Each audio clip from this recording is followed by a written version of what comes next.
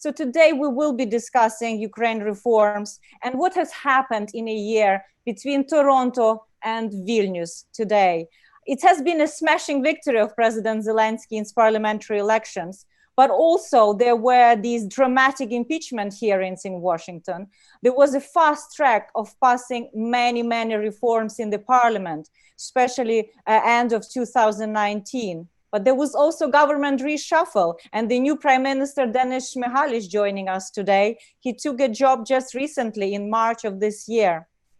Of course, Ukraine also suffered some serious natural disasters. There were Chernobyl fires, floodings in the Carpathian mountains. And of course, like everybody globally, Ukraine is affected by COVID. Economically, 10% drop of GDP in the second quarter and more than 50,000 infected. But of course, the last news of the resignation of the head of the National Bank rang a lot of bells in the West and also captured a lot of headlines. So if a year ago, there was a dominant mention of hope and optimism, today there is some anxiety and a certain disappointment about reform. But I do hope that today's honest conversation about reform will help us set straight track about what has Ukraine achieved, and most importantly, what are the plans for the next year. So I'm really pleased to have excellent speakers today. I will introduce them in the order they will be speaking. First, it will be the new Prime Minister of Ukraine, Denis Shmyhal, who is a Ukrainian economist, manager, politician. He actually is, you could say, a representative of this social elevator, coming more from regional politics, being in Lviv administration before, running as the governor of Ivano-Frankivsk Oblast, becoming the prime minister, joined previously being the deputy prime minister and minister for development of regions. I am pleased to introduce Linas Linkevičius, who really needs no introduction, is a well-known foreign minister of Lithuania, holding this position for the last 8 years, has been a great friend of Ukraine and helped us to convene the meeting today with so many of you joining around the world. And last but not least, Igor Burakovsky, who is the co-chair of the RPR, Reanimation Package of Reform, which is a civil society coalition uniting 24 civil society organizations throughout Ukraine. He is also running the Institute of Economic Research and Policy Consulting. So in the best spirit of having both government and non-state actors representing, we'll now open this conversation on Ukraine's reform. I would like to make a few small comments before. This event is on the record. Please tweet, share information, hashtagging CH Ukraine Forum. It's also live streamed through the RPR Facebook, and the video of this video recording of this event will be shared both on Chatham House and by our partners.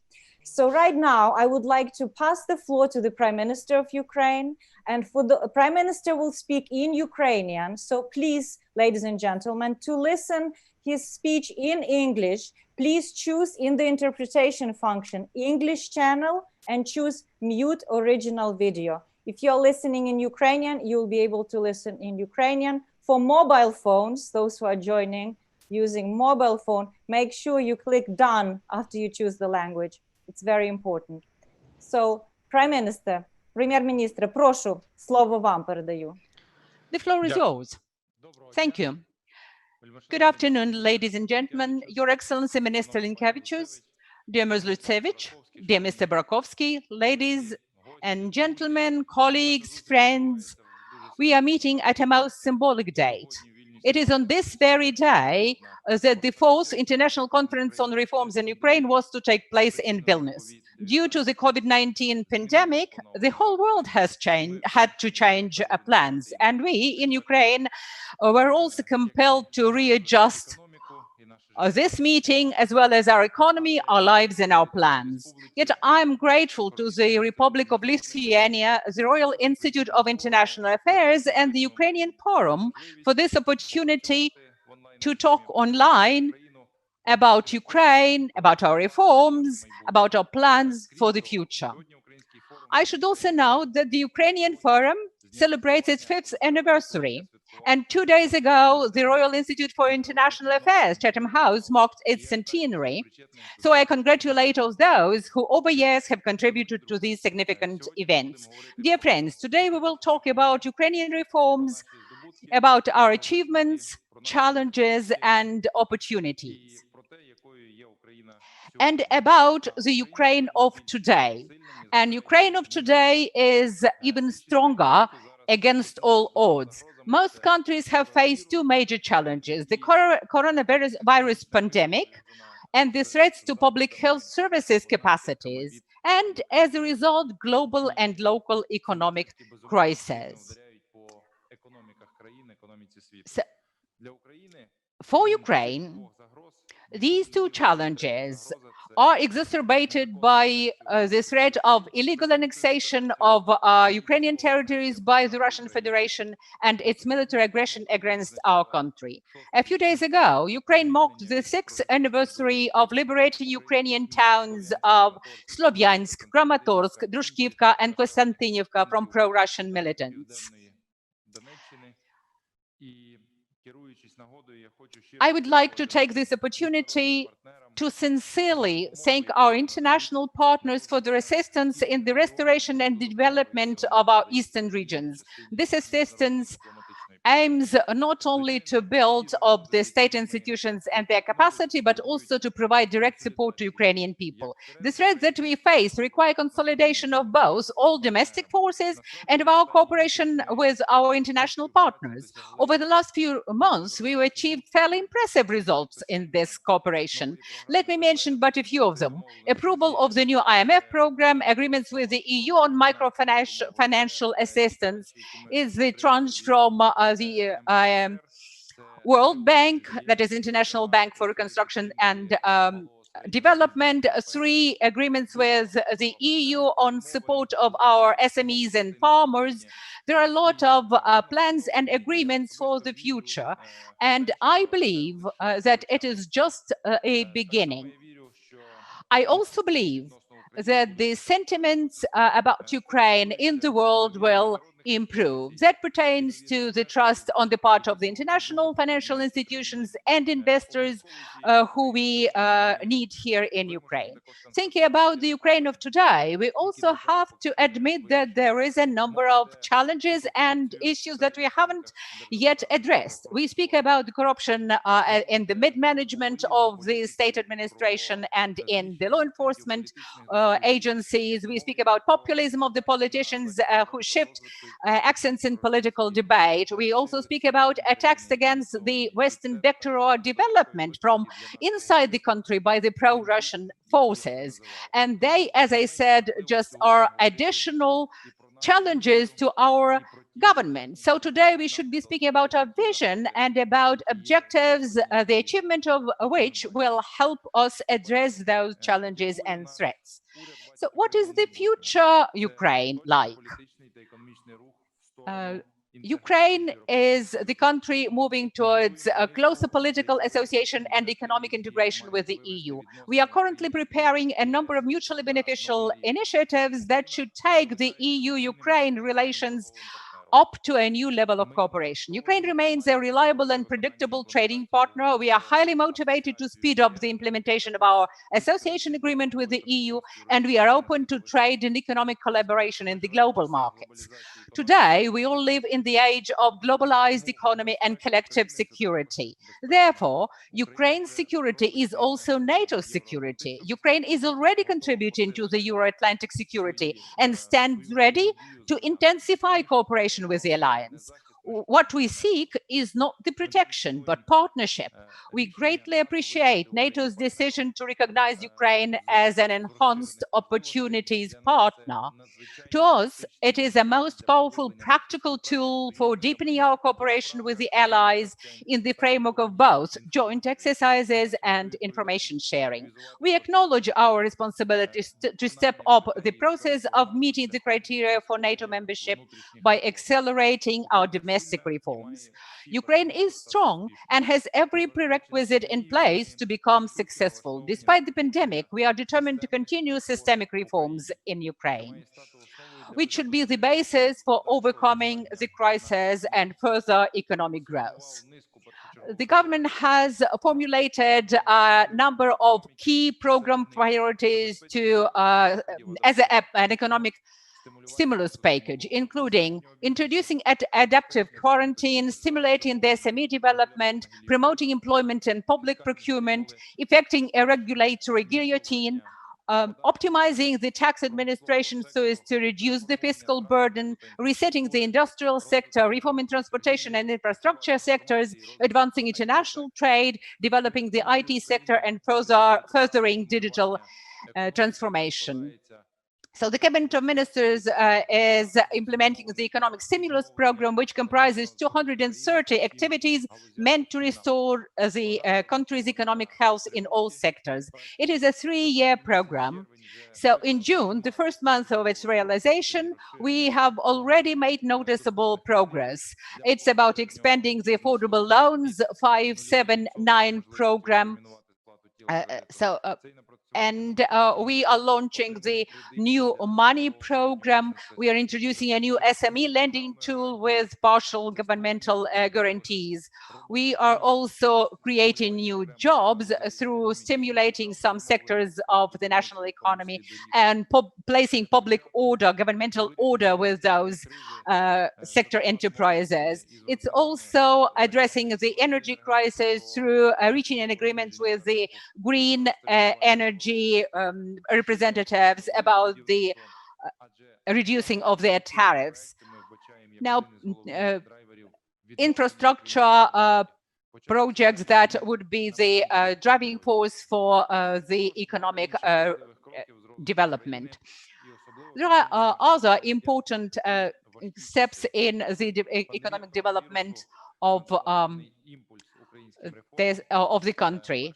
The COVID-19 pandemic has given an impetus to Ukrainian reforms, especially the public health reform. It is the pandemic that highlighted the need for this reform and exposed its shortcomings to date.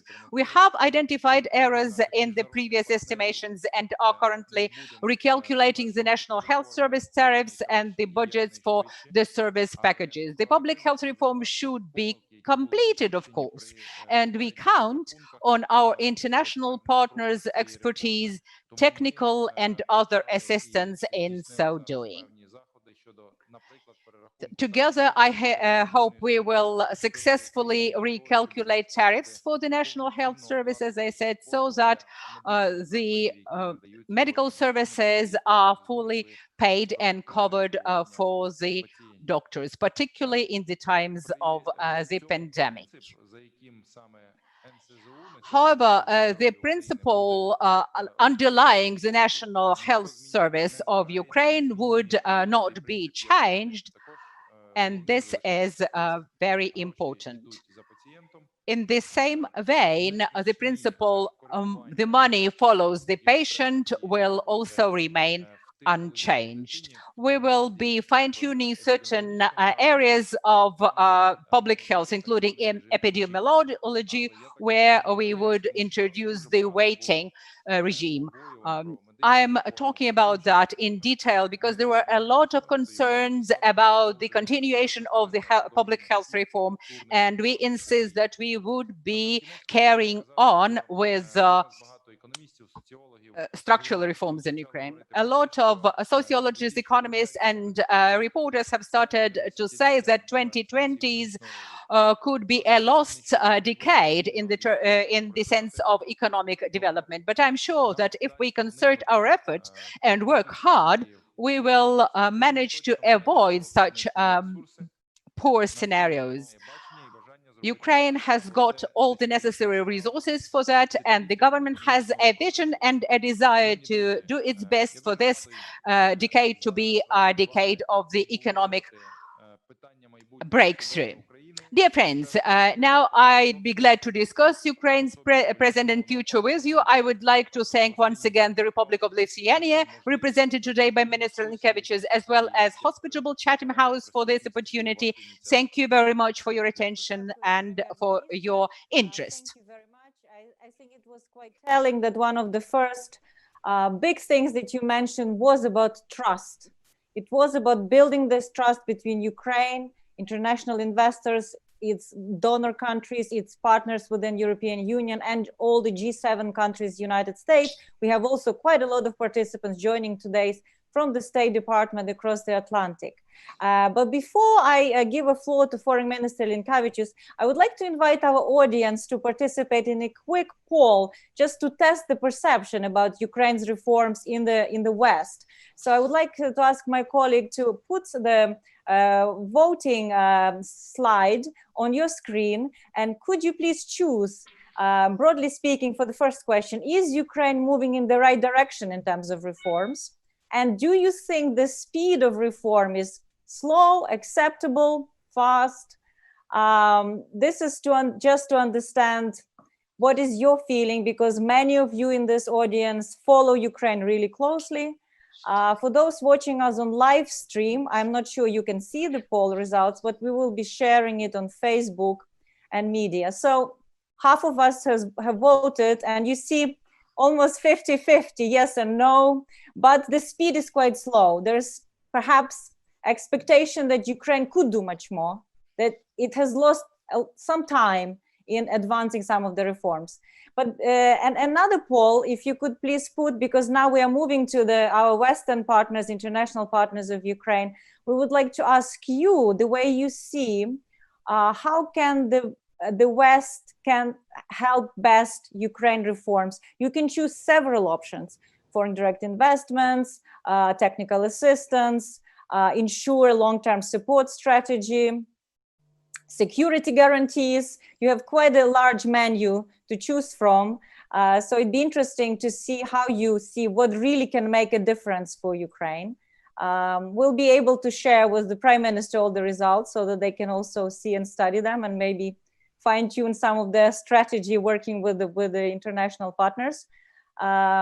Let's see. I mean, previously, some of these polls were showing quite a lot of support for foreign direct investments that can really make a difference in Ukrainian economic breakthrough. So let's give it a few more seconds to have more people answering how they see what Ukraine needs. That would be interesting to hear Foreign Minister Linkevičius, how is the West responding to this demand? Because Ukraine's reform clearly matters not just for Ukraine, but the whole of the region. And you could see that political and diplomatic support in dealing with challenges of reforms is number one, followed by, of course, foreign direct investments. So Foreign Minister Linkevičius, could you please give us an overview of how you see Ukraine reforms and how is international partnership in supporting those reforms? The floor is yours, please. Thank you very much, and thank you for organizing this, and thank you, Prime Minister, for your introductory statement. It's definitely very important to keep Ukraine on radar screen. So I was very happy when this chain of conferences commenced in London, Copenhagen, then Toronto. Why? Because we try to include not only policymakers, but also financial institutions, banks, and try to accumulate all our experience to make all process overarching, so to say, process in helping Ukraine to proceed with the reforms, but also at the same time to assist to do that proactively. And as I said, I'm very happy to see all of you on the screen, but I will be even more happy to welcome you in Vilnius, and I have no doubt it will happen next year. And this conference, as planned, will take place in Vilnius and will continue candid, open, honest discussion about situation, which is really not easy and very challenging. I'm always saying that, needless to say, when countries, so to say, suffering because of aggression, because of war, which is taking place in eastern parts, especially in Donbas area, and at the same time must continue with the reforms, and level of requirements not lowered, not at all. It's really not easy. So on one hand, we're really expressing this empathy and support and political support. We'll do that always, whatever will happen. But at the same time, we have to repeat that reform must continue. And the progress will depend definitely on motivation of the government, first of all. And it's in the hands of the government. We cannot do for government. We cannot make this breakthrough We can assist, we can help, but we cannot take ownership, and probably we shouldn't do that. So I have to say that Ukraine remains high on the EU agenda. It was yet another time confirmed during our Foreign Affairs Council discussion in April, where we addressed both conflict and reforms. It's quite clear that the implementation of Association Agreement, DCFTA, remains a priority. And we are focusing on economic integration and regulatory approximation of the European Union. When we discussed with President Zelenskyy in Toronto, our possible next conference in Vilnius, I remember he said that, look, let's listen what was done. We're always listening what we are planning to do, what our officials and government planning to do, but let's listen what was done. Let's listen to the reports. So it was not possible to make it in reality due to the reasons we all know. But let's come back to that as well, and let's measure this approximation, so to see how it goes especially in the areas of digital economy, trade facilitation, customs cooperation, justice and home affairs. We are focusing our agenda in European Union on Green Deal policies, so Ukraine may become a reliable partner of EU in decarbonization, for instance. Also emphasis should be done on digital economy. We are repeating, it's not new, but let me repeat once again, because it will remain the key aspects and will be looked from our, so to say, side very, very carefully. Maintaining and continuing success of reforms, including independence of judiciary, anti-corruption, law enforcement. And I have to say, quite frankly, it's also nothing new, but I have to say that recent announcement of resignation of governor of National Bank, Kyiv Smolny, against the backdrop of alleged political pressure, sends very worrying signal. So we really have to avoid misleading signals in the future, not to complicate the situation, because although there are some arguments behind, I have no doubt, but impression is not right. Same with regard to the also closely following ongoing trial of former President Poroshenko. Due to process needs to be ensured in all ongoing and future criminal proceedings. Also sends message which worrying. Let's speak frankly. So we have to take into account everything. Practical measures, very concrete steps, and they were very positive done recently. Especially, let me mention land reform and banking law. We understood that this banking law was how difficult it was to pass in the parliament. We all know how many amendments were provided. Immense resistance, but it was done. So regardless the problems, it's possible to proceed with the reforms, and we really would like to commend also to see in parliament and government in proceeding with that. And that was very practical application, because it allowed the disbursing remaining 500 million under current macro financial assistance MFA program. So that was definitely the case. And also have to repeat that EU is also making further MFA loans of 1.2 billion available to Ukraine as part of decision to provide MFA to 10 partner countries to help them limit the economic fallout from the coronavirus pandemics. So when we were talking about implementation of association agreement, we were quite hardly fighting for the need to keep, as I said, Ukraine and Eastern Partnership in general on the radar screen. It was not easy, let me frankly say, to organize this for a ministers meeting, which recently took part, and also the leaders meeting instead of a summit was also not easy to organize. It's good news that we already planning real in-person meeting next year in March, and Eastern Partnership leaders will be able to talk, let's hope, in-person meeting, not video conference. So it's not easily going, and the reasons are several, and some of the reasons are that this Eastern Partnership program in general, even given the different situation of each of the 6 participants of the program, is quite a challenging, and it's not just technical or economic cooperation project, it's geopolitical project basically. And it's really challenged because of the choice of these countries. And as I'm always repeating, that 5 out of 6 countries' membership participants of Eastern Partnership project are experiencing frozen or active conflicts on their territory. And many of these conflicts because of this European choice. So it's really challenged, and we have to take that into account.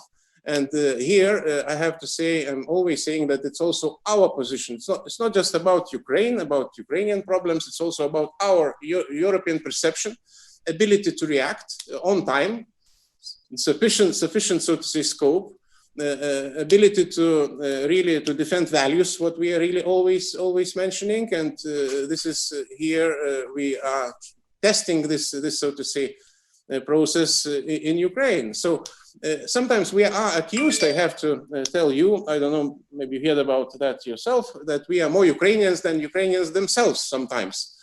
But I'm ready to take this position, because what we are trying to defend, what we are trying to do in our discussions in our other formats, it's not only about Ukraine, it's also about our situation. So all in all, when we are talking about reforms, my advice would be first to avoid these misleading messages, and then to focus on priorities. Some areas I already mentioned, but when it comes to the implementation of association agreement, again, the recommendation would be to focus on the areas which are measurable by public, understandable for public, when public can take it as a ownership, as a result, same as it was done with the visa-free regime, for instance.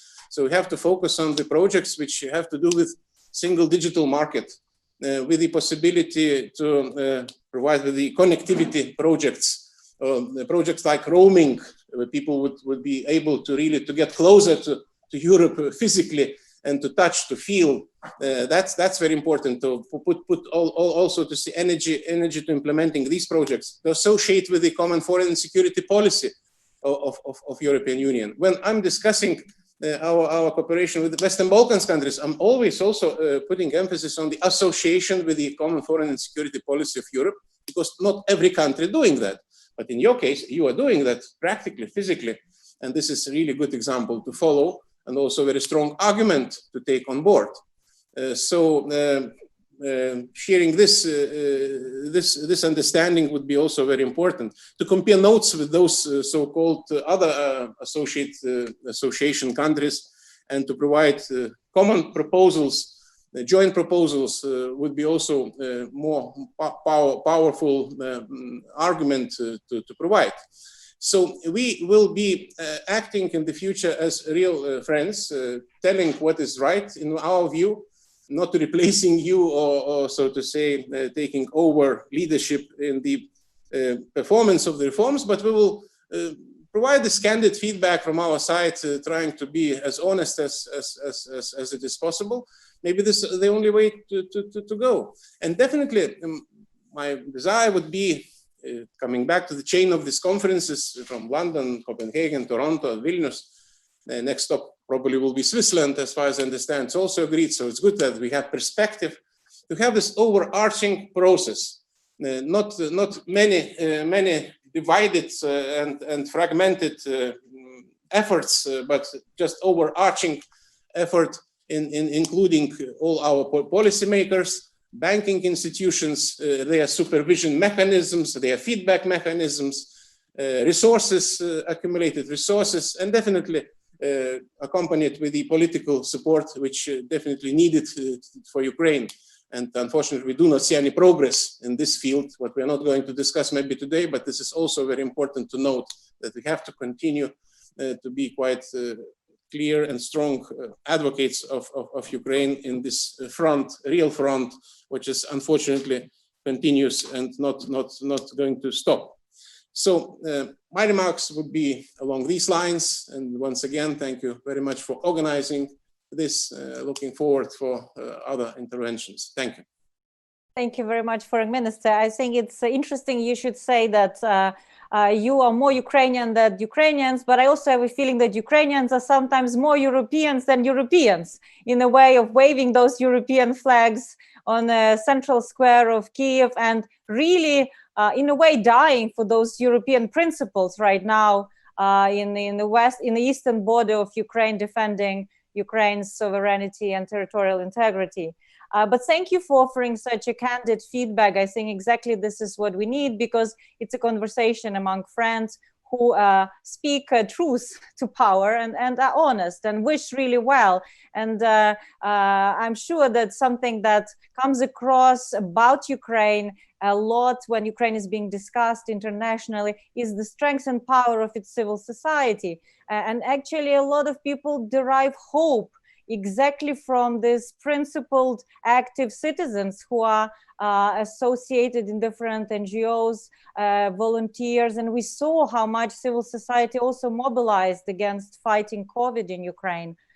This is quite striking. So before I give a floor to Igor Burakovsky, who represents a group of think tanks and NGOs, I would like to ask Anna again to put a quick poll, because Ukraine is fighting against a strong tide, both externally, Russian aggression, but also internally against the old system, Soviet legacy, totalitarian legacy. What do you think are the main obstacles to reforms in Ukraine? And you can choose multiple choices here: vested interests, poor capacity of public administration, Russian aggression, lack of investment, both internal and external, lack of trust, perhaps, between society and the political elite, fatigue of reform, because Ukraine has been reforming for 2 decades now, almost 3 decades soon, since the collapse of the Soviet Union. So let's see how you assess what stops Ukraine from making this breakthrough. And looks like we have some clarity, very similar to the previous results. That is the kind of entrenched interest of big financial interest groups who are living on the rent-seeking economy, the quality of public administration, and I'm sure Prime Minister has a lot to say about human capacity in governing Ukraine. This could come up later, and EU was helping a lot to build public administration capacity. But this is your assessment of how you see Ukraine's obstacle to reform. But now let's hear from Igor Burakovsky from the Coalition of Reanimation Package of Reforms. Igor, over to you. Thank you very much for the invitation to participate in such a high level and high challenging event. I'm representing Reanimation Package of Reforms, which is an organization, which is a platform, uniting more than 20 Ukrainian think tanks and organizations who are trying to influence somehow the policy-making process in Ukraine. That's why I would like to make a couple of statements on behalf of our organization. First of all, Reanimation Package of Reform sees Ukraine Reform Conference as a key international event dedicated to the expert discussion of reforms program in the country. Point number two, we have already drafted a number of so-called policy briefs in different fields of Ukrainian reforms, and by the end of July, we are going to present these documents to the Cabinet of Ministers of Ukraine, and we're saying that actually these documents would form quite a good basis for our discussion and would be of some help to the Prime Minister and his colleagues in understanding actually what is to be done and how it's to be done.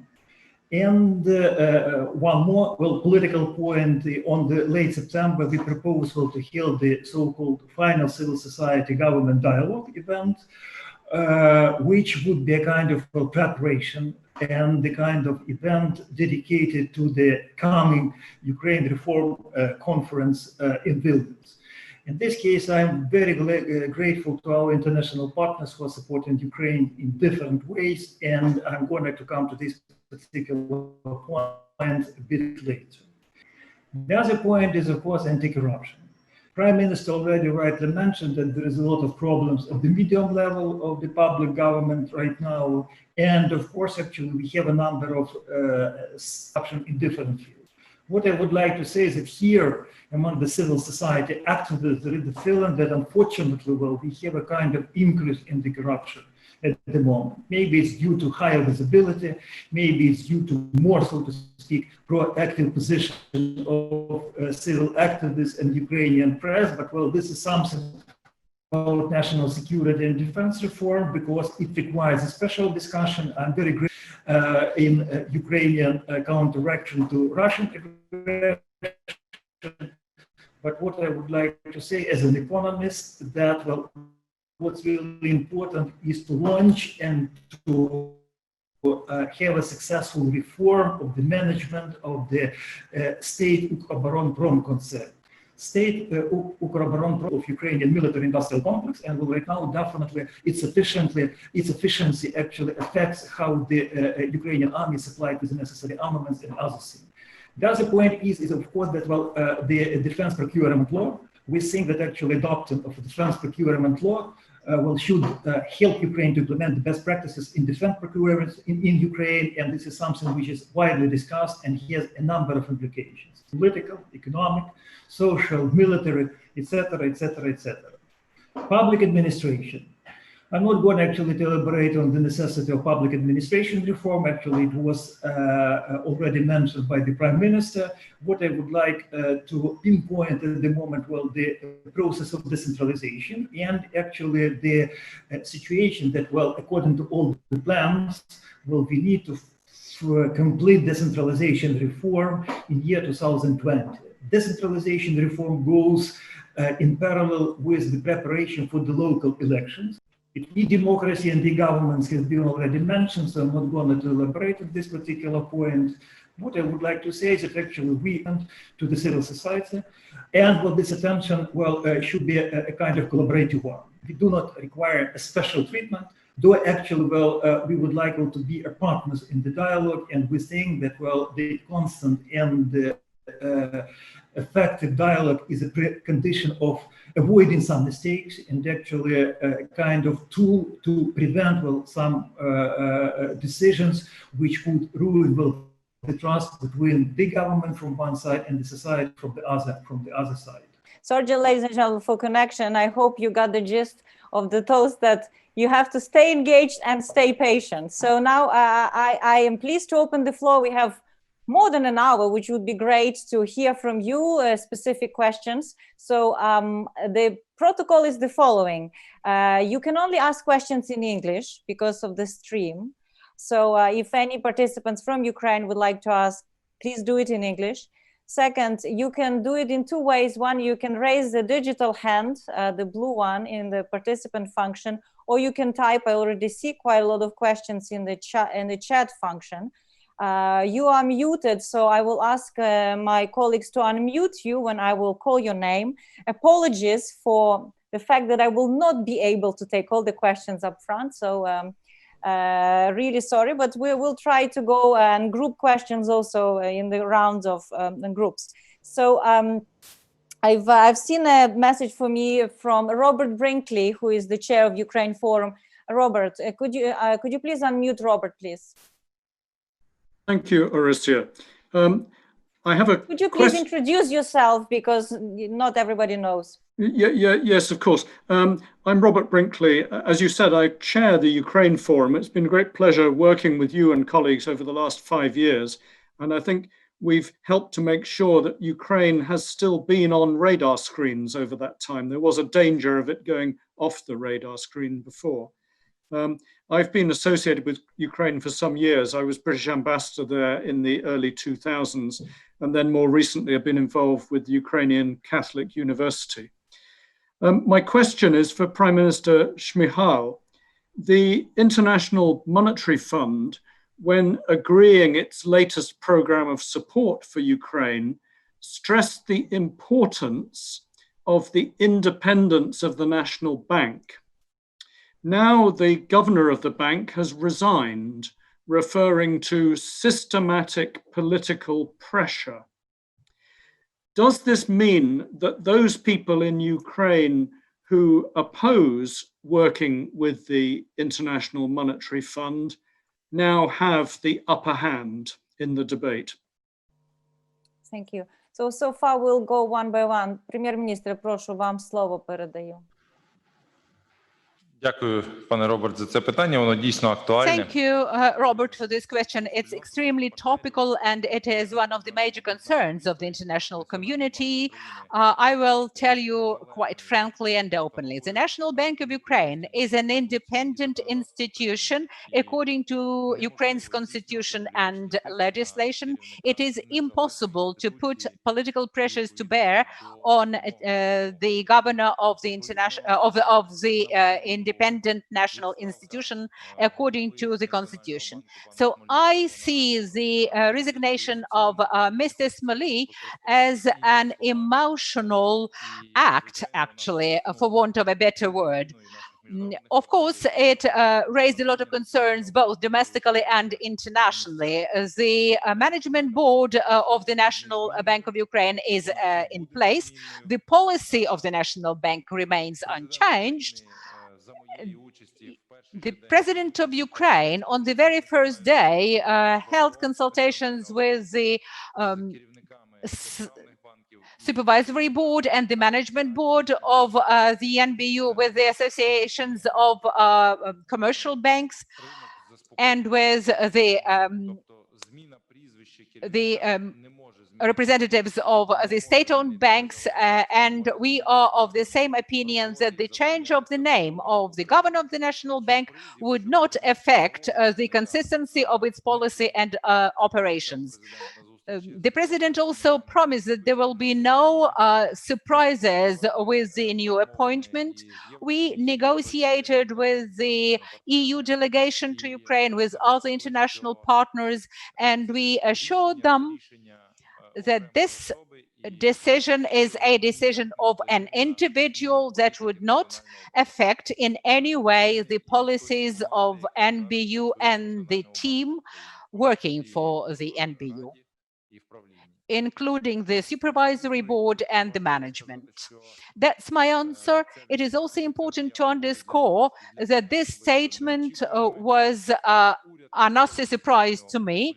The government has never pressurized the NBU leadership. As for the losses for Ukraine, on that very day, we had to actually float one of the set of Eurobonds worth 175 billion US dollars with a very low interest rate. And this statement actually undermined this option. In order for us to preserve our status of a reliable partner, we had to suspend this operation, to terminate it. But when we appoint the new leader of the NBU, of the governor of the NBU, we will return to this initiative. I'm telling you all that for you, our international partners, our friends, to understand that this is one of the elements when, or situations or episodes, when a person acts emotionally, makes certain political statements that may affect the situation in the entire country. But Ukraine's financial stability, its financial course and legislation remain firm and stable. I'll move to a question that was addressed to Minister Linkevičius by Richard Wright. Foreign Minister, Richard is asking, Lithuania has joined the European Union 16 years ago, and you were ultimately involved in this process of bringing Lithuania to a full membership. What would be your advice? What is your advice to Ukraine in terms of sequencing of reforms to create unstoppable momentum? Because I think that, is there such a secret that you could share with Ukrainian colleagues of sequencing of reform to create a momentum? It's not just about sequencing. It's first of all very important to have this consolidated common view and consensus across the spectrum of political forces, what we were lucky to have since very beginning. Although we were not exceptional and we had discussions on various fields, but I believe in the field of security and economic integration, we reached a complete consensus, and that was really, with some nuances, our driving force, basically.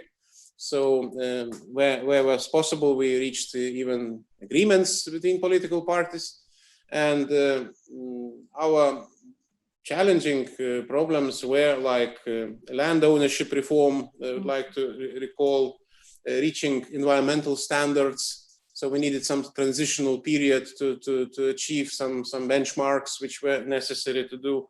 Decommissioning of nuclear power plant was really challenging, and after that we faced kind of a gap on electricity supply. Still suffering from that, and was really very hard to negotiate, and also a big challenge for us. I would say in general, energy is still, you mentioned 16 years, but energy still is a big challenge. So my advice to look very seriously into this, because we are still controlled, our electricity grid still controlled by operator in Russia, and we have to desynchronize and synchronize with Western Europe, which will take place in 2025. So you can be independent, you can be member of NATO, of European Union, OECD, and on whatever, and still having these energy challenges and problems. So that was the issue, and still remains the issue.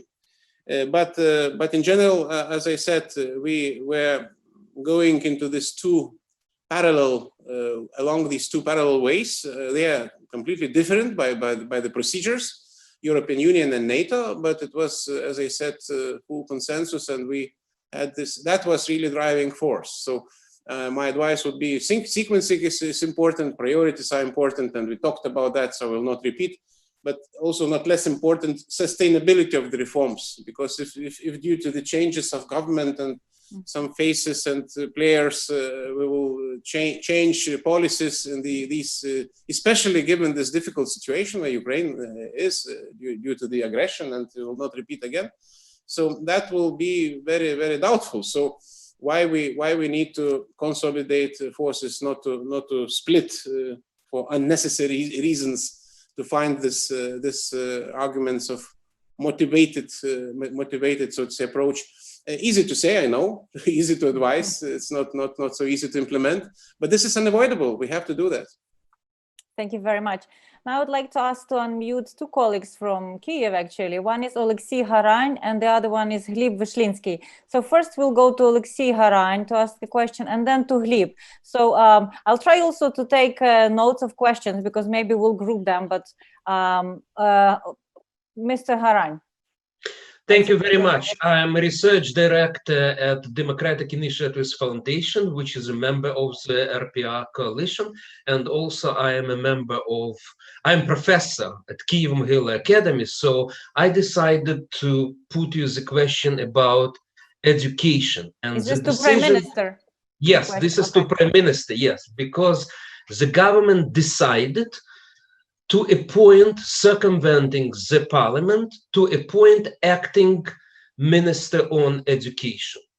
And Mr. Prime Minister, you know pretty well that this candidate, Mr. Scarlett, you know, he's not trusted by the community. I'm not talking about his former political life with Party of Regions. I'm talking about plagiarism. And it's not necessary to go to the courts to prove the plagiarism, because it's just necessary to use computer programs. And we'll see at least 6 examples of articles when he was a rector, tens of pages of clear plagiarism. And while appointing him, you have said that you like his philosophy and managerial approach. So we at the academic community do not understand what this acting minister may teach students and professors. And the question for me, which I cannot explain, is why? Why is it necessary to push this candidate? Because it's discrediting the government. If the question is clear, I think the Prime Minister will give a minute before answering to Gleb Vyshlinsky. Please, your question, and then we'll move on. Gleb Vyshlinsky, Executive Director at the Center for Economic Strategy in Kyiv. I also have a question to Prime Minister Shmyhal. Mr. Prime Minister, your first months were overshadowed, first months in your role were overshadowed by Corona crisis. However, now it is the time to speak about the strategy of your government. The government program you submitted to Verkhovna Rada has not been approved by the parliament, but I'm sure that you still have a vision of the strategy of the government you are the head of. So what is the difference between priorities of your government and priorities of the previous government that was headed by Prime Minister Alexei Goncharuk, that was dismissed in early March, right before Corona crisis started globally? Thank you. Okay, thank you very much. Prime Minister, over to you. Дякую за ваші питання стосовно. Thank you very much for your questions. Answering your first question on the Ministry of Education and Science, I will say that we do not have a minister in that ministry, and that is very important to keep in mind. The minister is to be appointed by the Verkhovna Rada, that is parliament. So we don't have a minister. So there are several deputy ministers. Over the last 3 months, there were 3 deputy ministers acting as such. Now, Mr. Shkalet was appointed deputy minister, and he is also an acting minister. As for his appointment to that position, I will tell you that, and that's no secret, when we had a meeting with the rectors of many universities of Ukraine, they recommended him as one of the best performing rectors of Ukraine as a potential candidate to the position of the minister. So we decided to appoint him deputy minister so that he works for some time while we have no minister in place, for him to be able to show his capacity, his strategy, and his vision of the ministry's operation. And he provided several explanations as for his alleged political allegiances or alleged plagiarism. You can read his interviews, and this is all in the public domain. So as for the alleged plagiarism, we discussed that in the Verkhovna Rada, and I hope that you've got official confirmation of this misdemeanor. If not, let us wait till the proper investigation is carried out by, say, civic activists to corroborate your allegations. So far, we in the Cabinet of Ministers haven't got any official evidence thereof. So once we get them, we will channel them to the competent authority. So that's my answer about the Ministry of Education and acting minister. As for the governmental strategy, we haven't got any critical differences when it comes to comparing our strategy and that of the previous government. It is extremely important for us to pursue European and Euro-Atlantic integration, the vector towards the structural reforms in Ukraine. And I might note that we are completing the decentralization reform as such, and in October we will be holding local elections, and we've submitted to Parliament a bill seeking additional funding to enable local elections in October. We have completed the formation of territorial amalgamated communities and the formation of the sub-level of rayons or districts.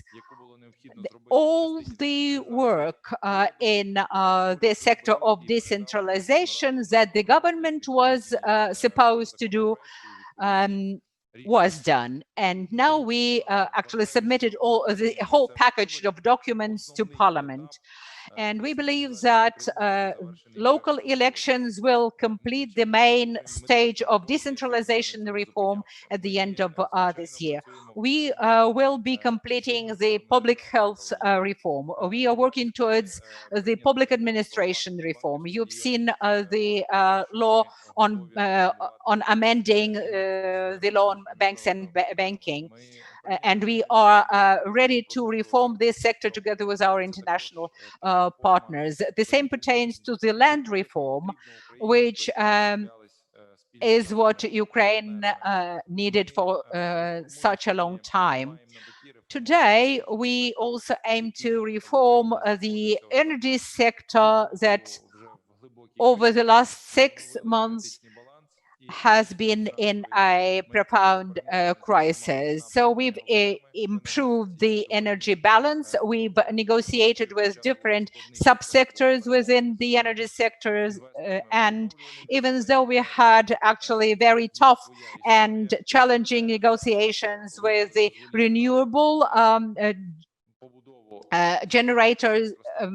generating companies, because of those extremely high green tariffs that are not affordable for either industry or households in Ukraine. We actually had to seek assistance of international mediators in those negotiations. We've achieved a compromise, and the pertinent bill has been sent to Rada. The parliamentary committee has supported it, so we are expecting the first reading very soon. As for other reforms, the course remains unchanged. And the strategy for industrial development, IT and digital economy development, civil society development, and democratic values, adherence to democratic values are actually our top priorities, like of the previous government. You will ask us why they changed then. I think you should actually focus on the speed of the reform, on the performance of individual ministries, and what type of products of results the society expects. So we would be working to make sure that these reforms are productive, that results are achieved sooner and in a more efficient way. I think that's the difference between the two governments. Quite well to the question that was asked by Alexei Melnik from the Razumkov Center, who says it's always interesting to hear about reform plans and progress, but do you have any deadlines, any specific deadlines for a full implementation of those reforms that you've mentioned? And after this question, answer to this question, could you please unmute Alistair Mcbain for a next question? Звичайно ж, кожна реформа має свій Of course, дедлайн. each reform has very specific deadlines. First of all, when it comes to decentralization, its deadline or the deadline of the first major stage is the end of October, October the 30th, and it will be completed with the completion of local elections. All other reforms are also very specific and time-bound, and we know that the primary aid sector has been reformed, and today, under the conditions of the COVID pandemic and actual exhaustion of the resources of the medical sphere, we are still promoting the reform of the second tier of this sector, and we will have to postpone the completion of the second stage till early next year. But on the 1st of April, we started to work via the National Health Service in terms of payments for the medical services. And the completion of this reform will be symbolized with the radical improvement of the quality of medical services, and the medical personnel will have critically better working conditions. And it will be obvious as the quality of medical services improve.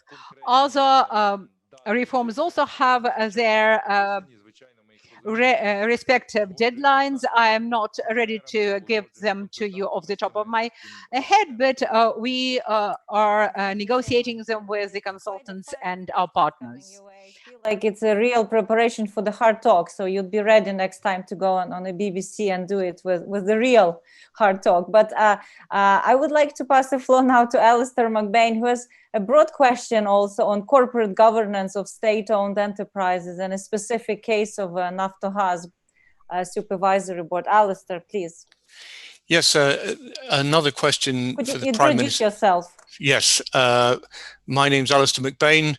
I'm the former chief executive of Arawak Energy, which is one of the biggest investors in the upstream oil and gas business in Ukraine. I'm now an independent consultant, but still with a strong interest in the Ukrainian upstream oil and gas sector and the possibility of Ukraine becoming one day less dependent on neighboring states for its energy supplies. I have a question for the Prime Minister. I'm sorry, Prime Minister, you are getting nearly all the questions today. I'm aware that a US citizen with strong links to the Yanukovych era government has been nominated by the government as a member of the supervisory board of Naftogaz. It's perhaps a little bit surprising that a foreigner would be nominated for such a position in any case, but more surprising that one with such associations is nominated. How should we read this move? Thank you. I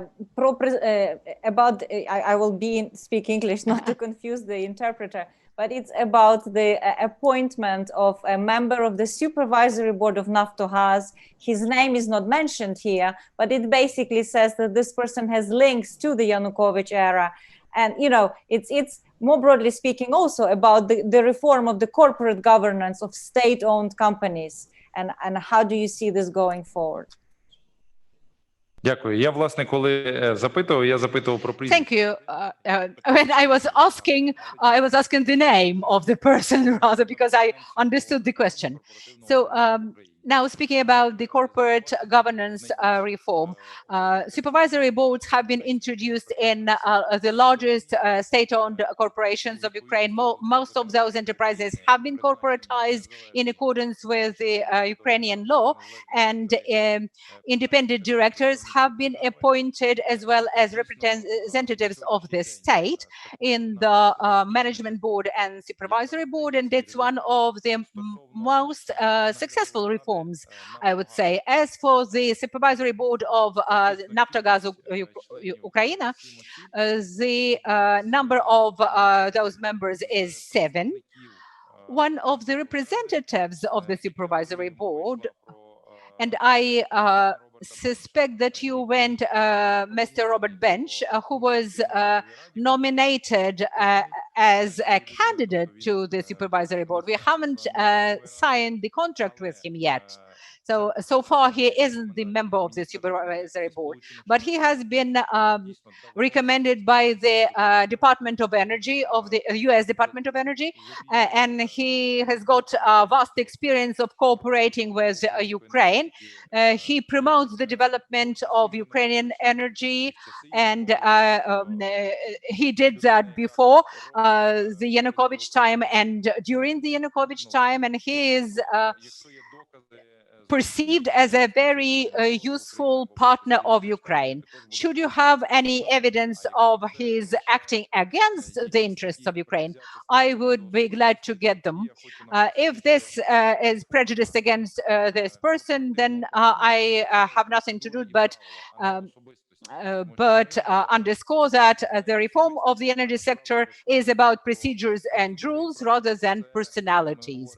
So we want to introduce new procedures, new rules, and that's exactly what our partners expect us to do, to keep within the rules, within the procedures, and make sure that all of the mechanisms of corporate governance work properly.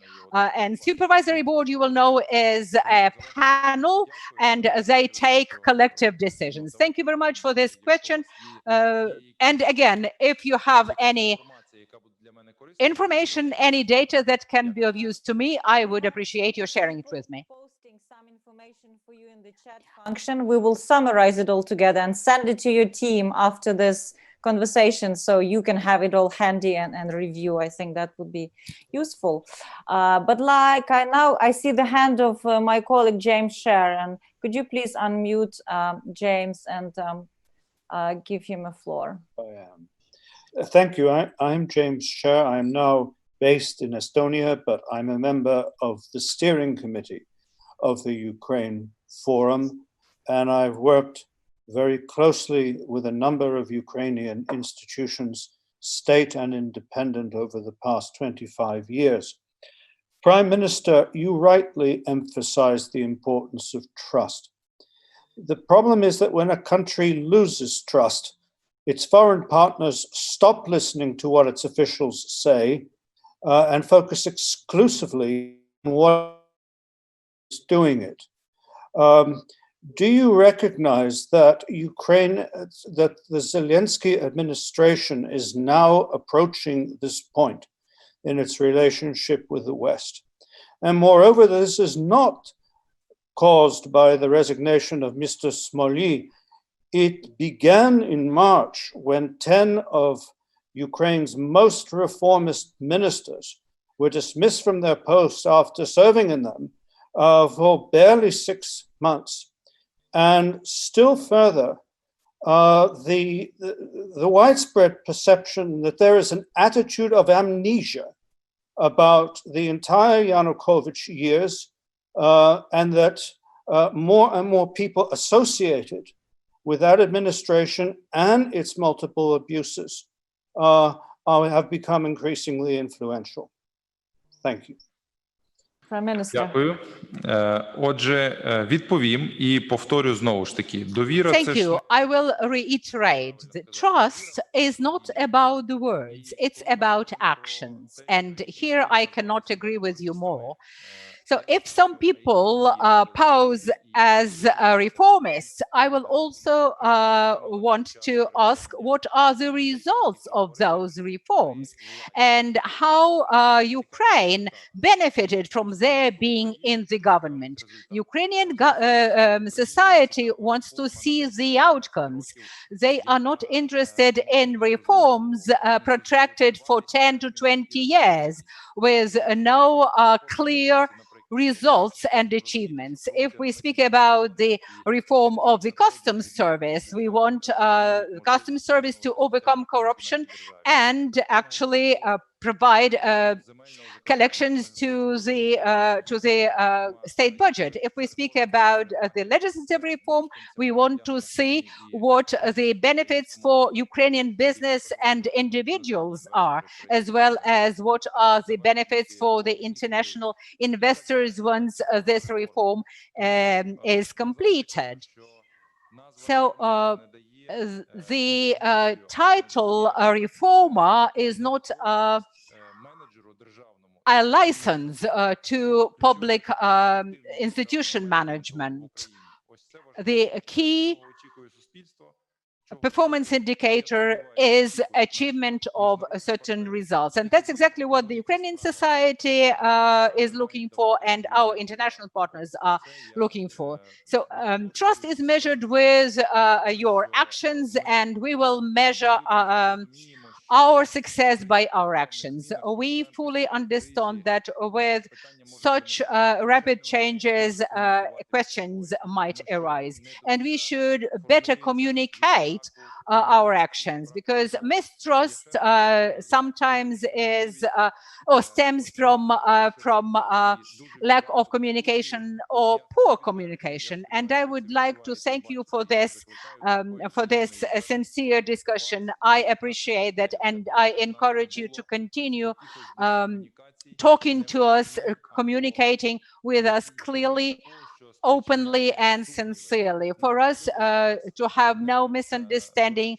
to have no doubts as for the intentions and actions of one another. So I would like to thank you once again for this platform for communication. I hope that it will be instrumental in building trust amongst us. So Foreign Minister now, and there's a question, of course, of the Russian, aggression and the armed conflict that still continues in Donbass, and also Russian efforts to, in a way, disinform Western community, the European Union, about Ukraine, about its levels of corruption, promoting this narrative of Ukraine as a failed state, but also in the way using energy as a weapon. And the Nord Stream in particular, where we saw Nord Stream 2, the statement of a German, again, official, that it's not going to undermine Ukraine's energy security. Do you see the solidarity around Ukraine in European Union strong, and this policy of support of Ukraine will continue? Or what are the risks? Because it's also important for all of us to understand how is it holding sanction policy, policy of pro-Ukrainian alliance in the European Union. Please.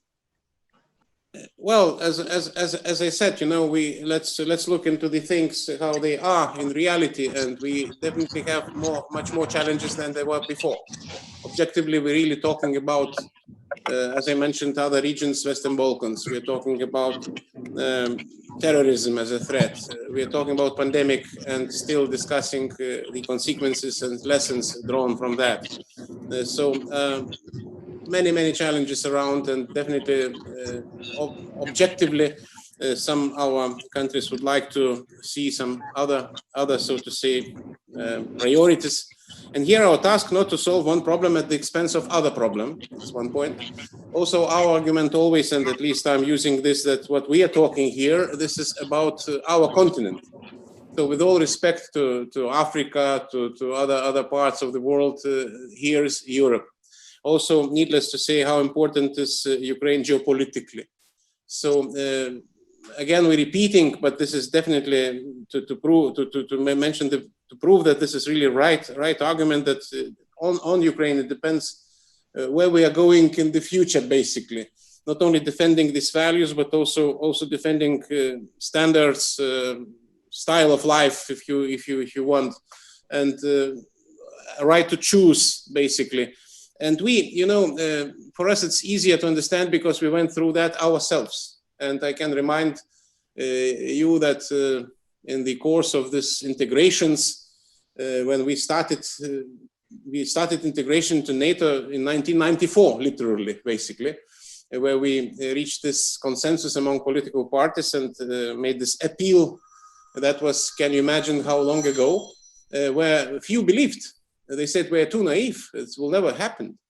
And that was our motivation. So when now I'm talking to Ukrainians, when talking to Georgians and others, where they, regardless these obstacles I mentioned, there's still not so, perspective is not so dark, basically, because everybody understands that we have to be part of the picture. But in our case, our motivation was, and I can tell you as a former ambassador to NATO, before 2000, I was told that you will never be members of NATO. Looking into my eyes, your country is very nice, your freedom fight also very impressive, but let's be realistic, you will never be members of NATO because it's not possible by default. So that was motivation for us. So why I'm saying this? This is very important to understand that very easy to blame somebody that, look, we are not supporting sufficiently, we should do more, we should pay more resources, give more trust. But on the other hand, I'm really grateful for the Prime Minister when he asked to have the sincere dialogue and open. This is really useful. And it shouldn't be anything offensive. because if we'll pretend that nothing happening and everything is just right way, that would be really wrong, because not everything's so bright. And we don't all understanding challenges in your country, in Ukraine, and we know, I believe, a bit better Ukraine than others. Sometimes it happens because we know many people, politicians, we know all these challenges, oligarchs were always fighting for their place and trying to replace politicians sometime, yeah, trying to handle the story. And that's obvious, so it's not so easy. It cannot be solved by one night. It's also, let's be realistic. So I'm not trying to defend those who are not active enough.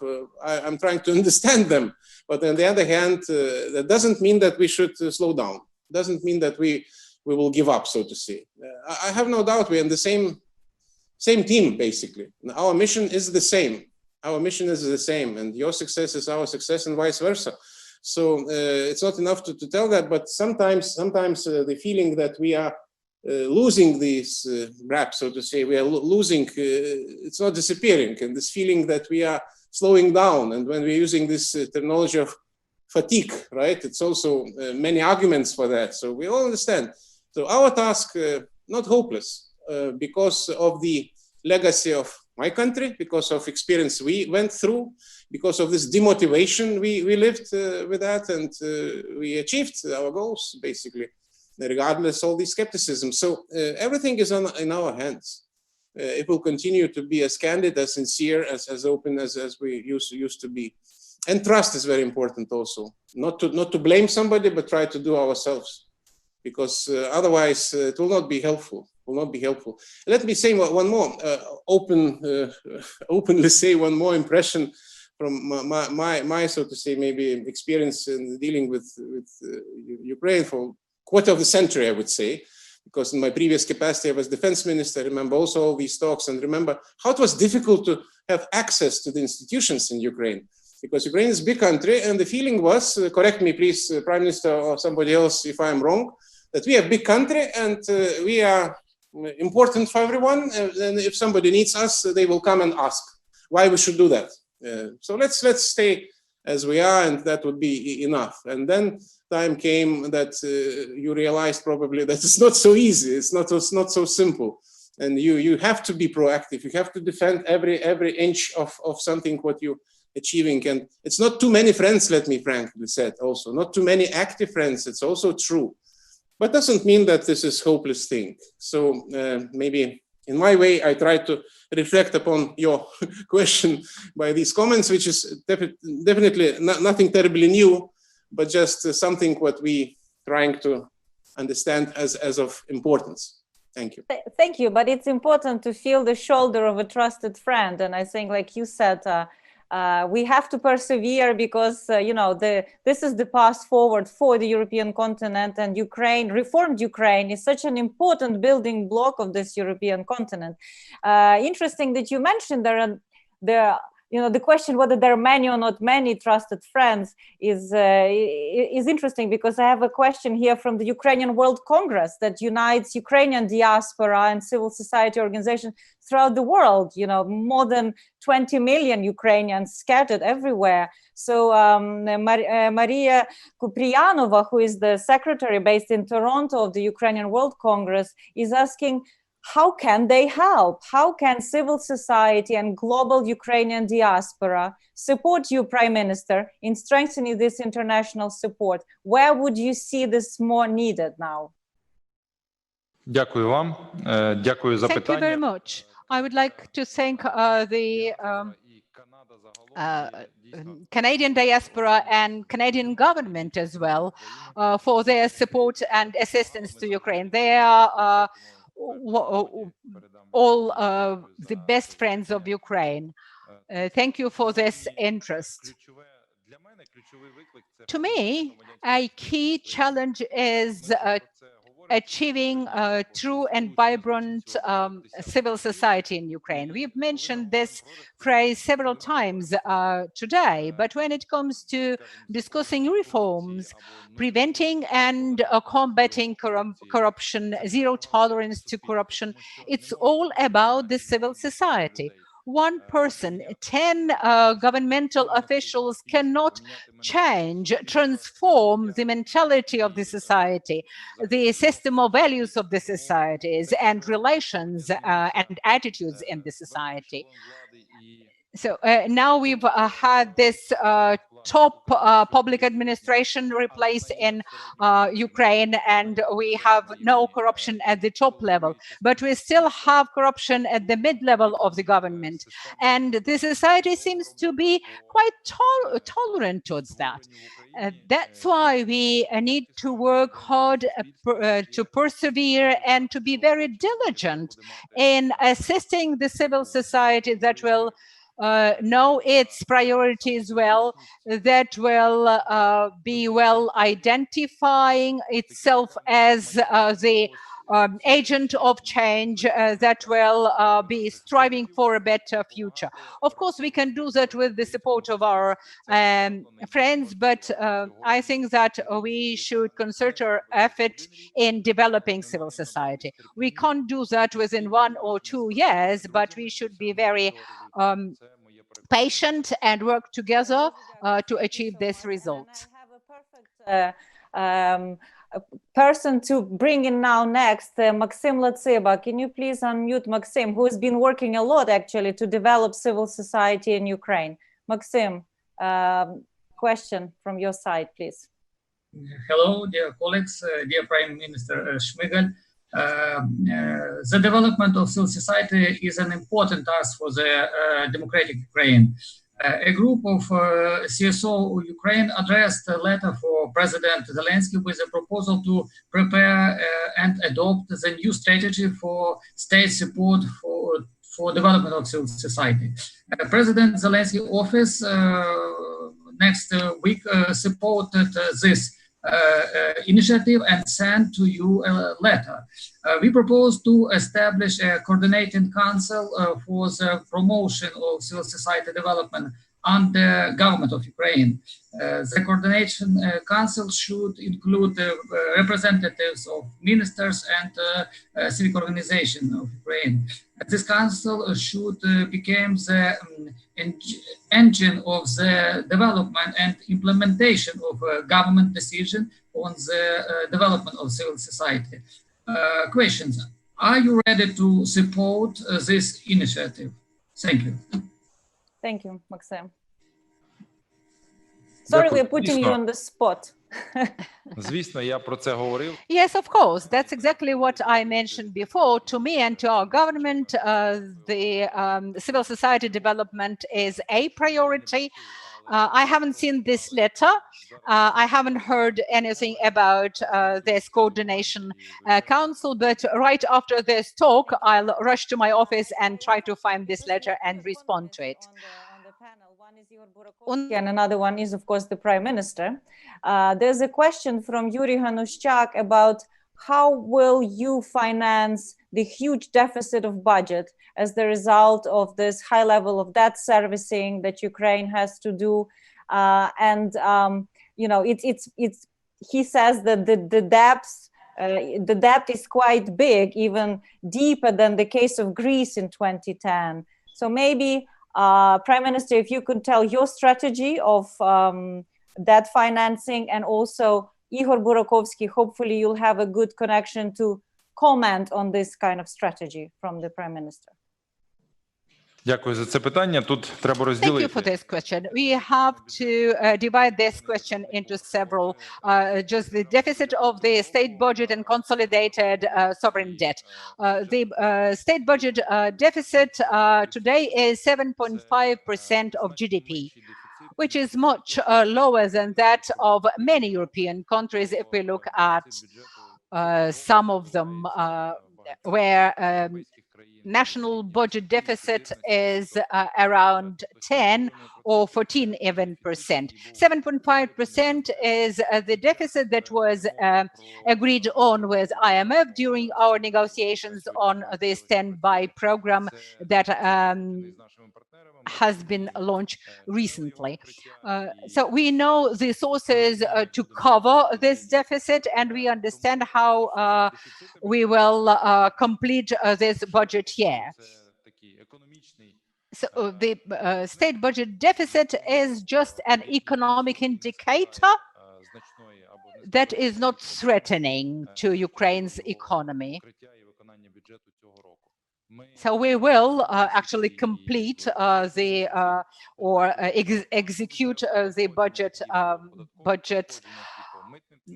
We've actually fulfilled our plans and in terms of customs revenues, tax revenues, etc. And we actually honored all of our debt obligations up to 1 billion of foreign lending and our sovereign debt. We have a very clear action plan on addressing our foreign debt for this year and the next year.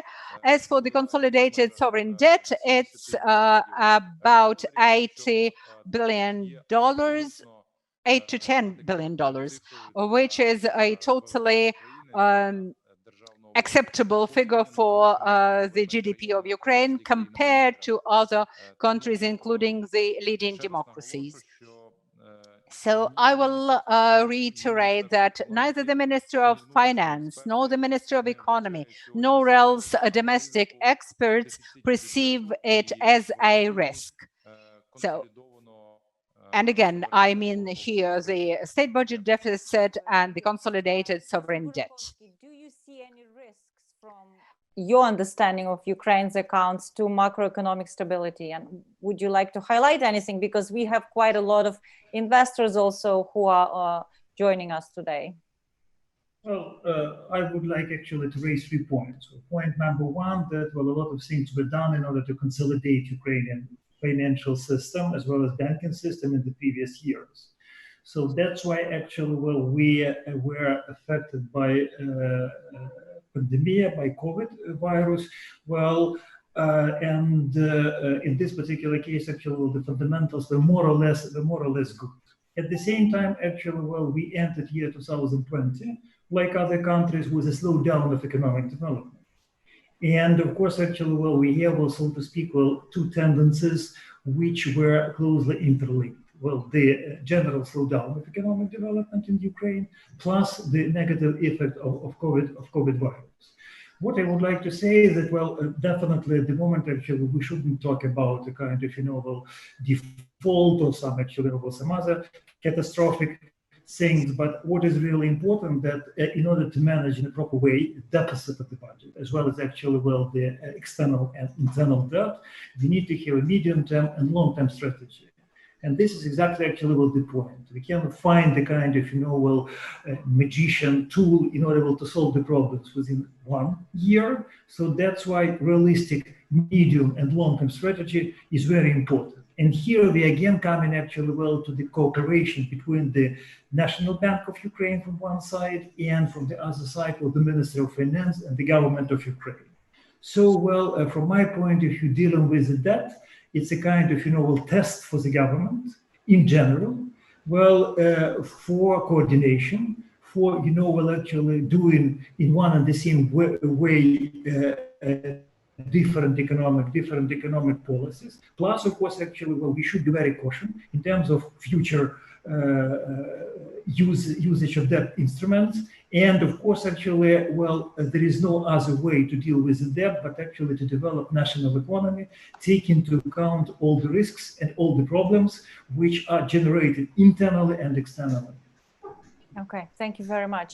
I think that soon we will... Так, будь ласка, ви коментувати хочете? Я хочу доповнити. Okay, if I may add, right, a very important thing here. Thank you, Mr. Barakovsky, for this response. And I would tell you that when we entered the crisis, we were much more powerful than back in 2014, thanks to a lot of international investors who are listening to us today. As of the 1st of July, our currency reserve was 4.5 billion and liquidity was 200 billion hryvnias, and the the treasury account had quite a large amount on it. These figures in the NBU, thanks to the consolidated effort of the NBU, the Ministry of Finance, the Ministry of Economy, the NBU discount rate is now 6%, which is record-breaking for Ukraine. And we are working to actually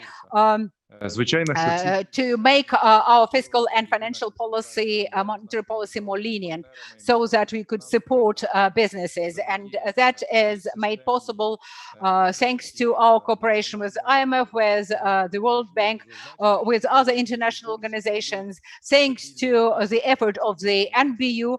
And as a result, we have the stable exchange rate, stable currency.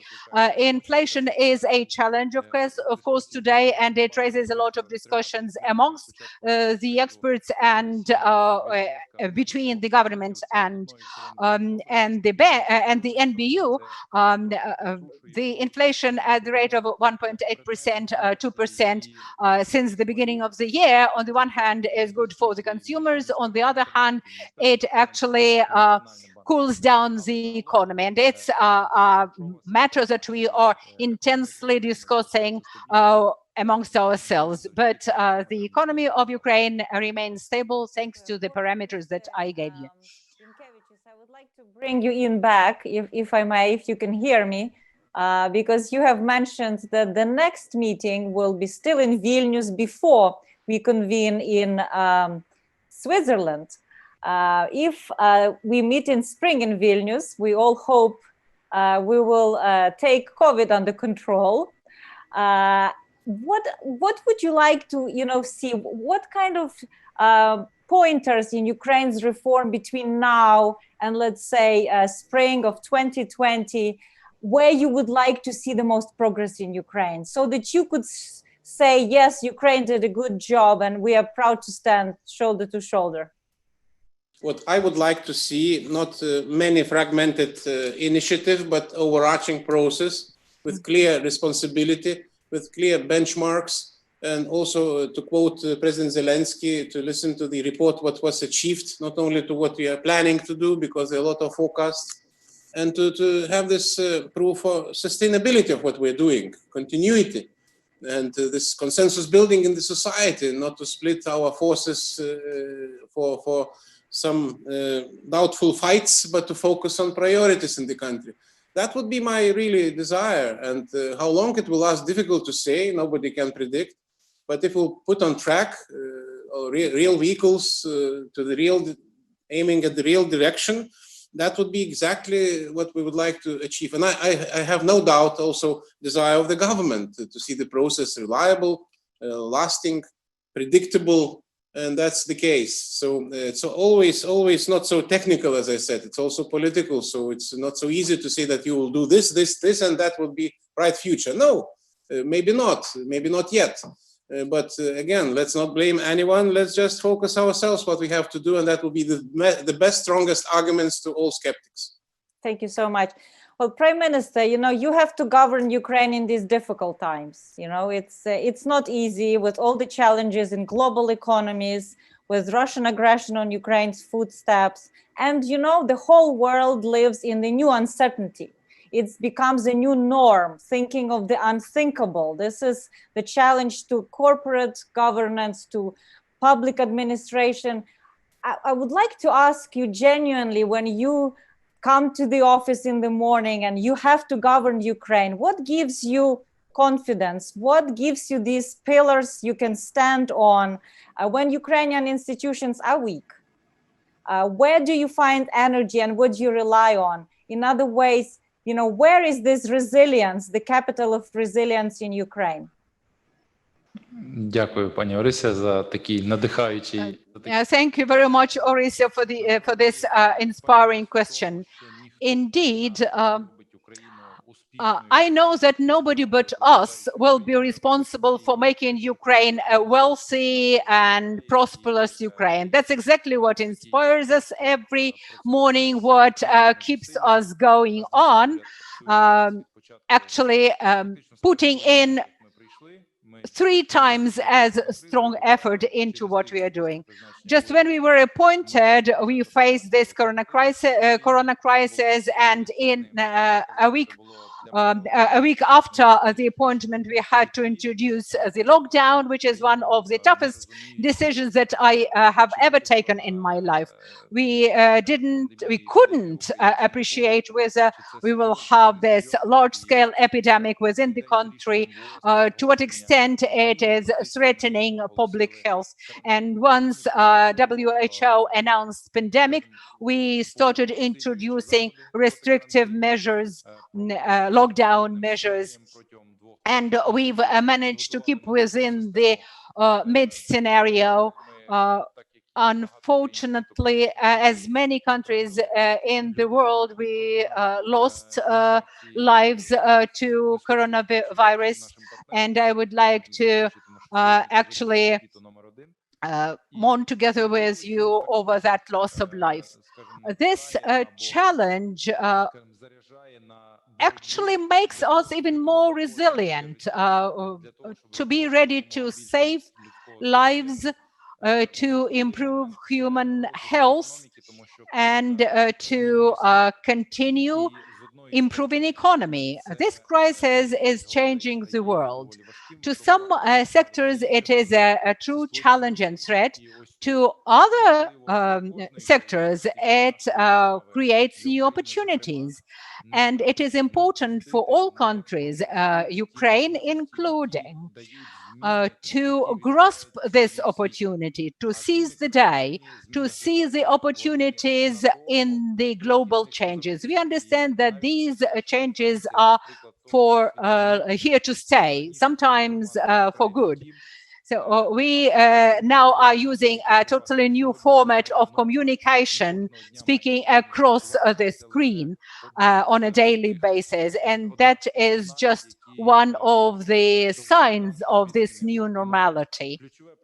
So the key issue is to use the opportunity that the crisis opens up to us, to take care of the health of Ukrainians, and as well as other governments take care of their nationals, and make sure that all our people enjoy their life. Today's conversation on Ukraine's reforms. I think it is clear that Ukraine with improved productivity, with the trained and motivated government officials, very strong and mobilized civil society, can in a way make this breakthrough that we all wish for.